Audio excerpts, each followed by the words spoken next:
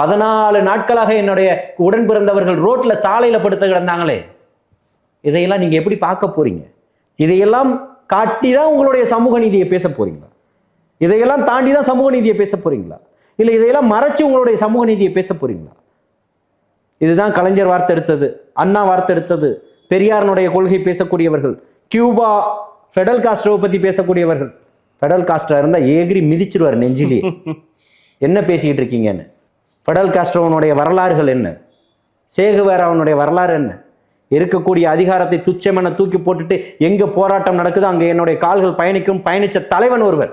அமெரிக்காவை எதிர்த்தவர். ஆமா, ஏகாதிபத்தியத்தை எதிர்க்கிறேன்னு எதிர்த்து நின்னவர். இங்க இருக்கக்கூடிய ஒன்றிய அரசை கூட உங்களால எதிர்க்க முடியலையே. மண்டிக்கிட்டுலாம் நீங்க வாழ்ந்துகிட்டு இருக்கிறீங்க, ஆட்சியும் அதிகாரியும் பண்ணிக்கிட்டு இருக்கிறீங்க. அப்பேற்பட்ட புரட்சிகர தலைவர்களை பத்தி பேசுறதுக்கு என்ன இருக்கு? அப்பேற்பட்ட புரட்சிகர தலைவர்களை தலைமையா ஏத்துக்கிட்ட கம்யூனிஸ்டுகள் ஏன் முடங்கி கிடக்குறீங்க? வாங்க வெளியேன்னு கேட்கிறேன். என் சகோதரன் பாரதிக்கு இருக்கக்கூடியது ஏன் தலைமைக்கு இல்லைன்னு கேட்கிறேன். அண்ணன் சண்முகம் அவர்கள் பேசுறாரு, வாங்க வெளியில வந்து பேசுங்க, நியாயத்தை பேசுங்க, மக்களுக்காக நில்லுங்க. உங்களை நம்பிதானே இருக்குது, எத்தனை தொழிற்சங்கள் இருக்குது. அப்போ நீங்க தலைவர்கள் சமமா அமைதியாக போவதனால அத்தனை தொழிலாளர்களும் பாதிக்கப்படணுமா? இது சமூக நீதிக்கான அரசுன்னு தானே போனீங்க. சமூக நீதி இல்லையே, ஏன் கொந்தளிக்க மாட்டீங்க?